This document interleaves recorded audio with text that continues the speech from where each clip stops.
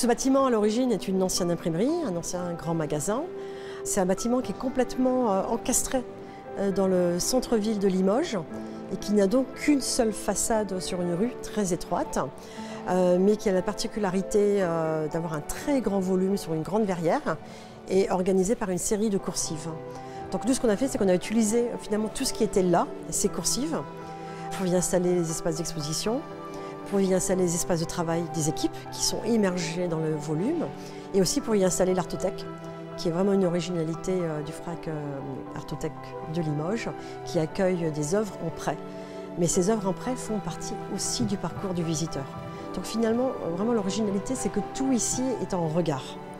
On a plein de regards en diagonale, en perspective, et de mise en relation des différents espaces.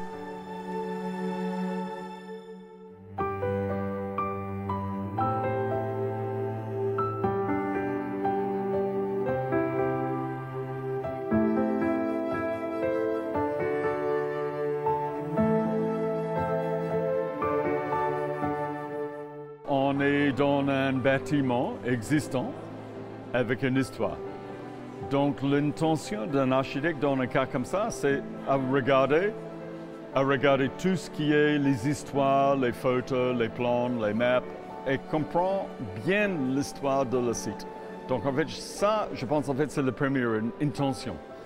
L'idée là, c'est simplement à pas faire un geste qui n'a aucun sens.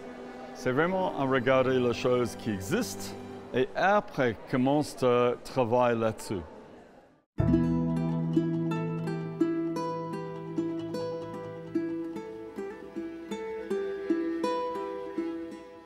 Quand on est rentré, en fait, ce qu'on a vu, c'est les qualités de ce bâtiment, qui sont cette très grande verrière, qui sont ce grand volume, la lumière qui baigne les lieux. Et on s'est dit, en fait, il n'y a pas meilleur lieu pour installer un fonds régional d'art contemporain dans un espace qui doit accueillir beaucoup de public, beaucoup de flux. Et finalement, la typologie du grand magasin, avec le grand volume, avec les coursives, fonctionne très bien pour exposer de l'art contemporain. Parce que vous voyez bien, les pièces là sont exposées sur les coursives.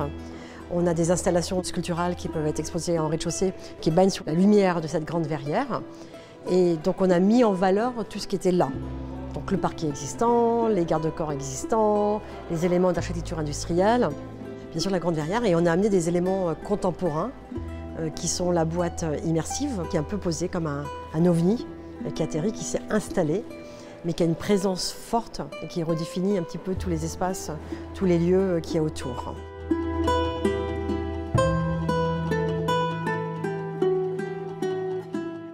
Et ce qu'on a voulu, c'est que le grand public se sente vraiment en confiance pour entrer dans le bâtiment. Donc on a installé un café juste à l'entrée, un café qui est ouvert à tout le monde. Ensuite, ce qu'on a travaillé, c'est vraiment l'insertion dans le quartier. Cette idée de la relation à l'espace urbain, elle est extrêmement importante pour nous. Tous les programmes publics doivent s'adresser à tous les publics, finalement tout le temps. Et donc aussi, on a sorti un élément de la structure qu'on a installé en façade, qui est un dispositif d'accroche d'œuvres, qui peuvent être de toute nature et qui pour le moment sont donc l'installation d'un artiste japonais avec des LED. Si on fait le parallèle avec le FRAC Centre qu'on a construit il y a quelques années, au FRAC Centre on avait travaillé avec des artistes Electronic Shadows qui avaient fait une intervention aussi en LED qui était programmable à distance. Donc ce fait vraiment de travailler, quand on est dans un bâtiment qui accueille les œuvres d'art, de aussi travailler avec des artistes qui s'expriment à travers le bâtiment est, je pense, extrêmement important.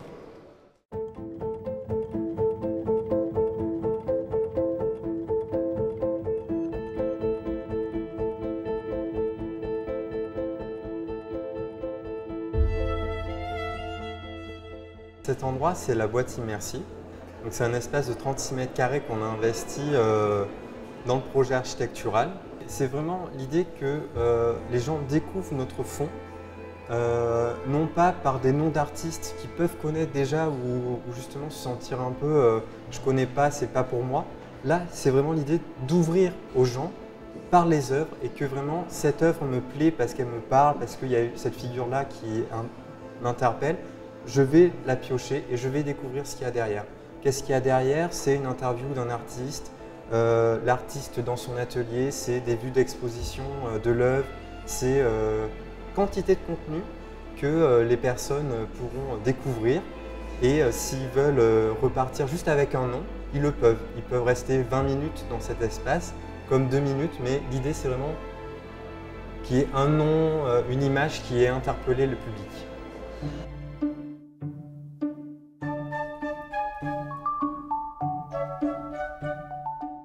J'ai réalisé le 1% artistique du bâtiment du FRAC Artothèque Nouvelle-Aquitaine-Limoges. Donc c'est une peinture qui est réalisée in situ au pistolet à peinture en pulvérisation. Le titre de cette peinture c'est « Fouler le sol ».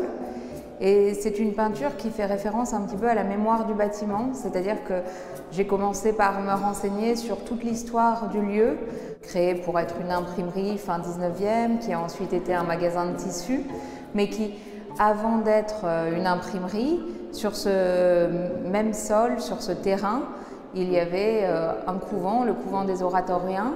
Ensuite, il y a eu un jardin. Et donc, je voulais que tout cela soit contenu dans la peinture, qui est une peinture abstraite, mais qui est une sorte de mémoire colorée du lieu.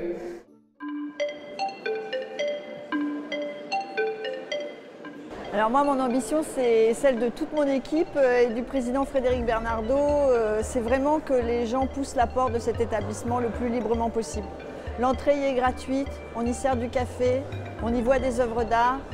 Et il va proposer également une partie de sa collection empruntable, celle de l'Artothèque. On peut proposer aux personnes d'emprunter des œuvres avec un abonnement 50 € tout à fait symbolique. Donc il y a aussi cet aspect-là qui est important chez nous, en plus des expositions qu'on retrouve plus classiquement comme on retrouve dans les musées.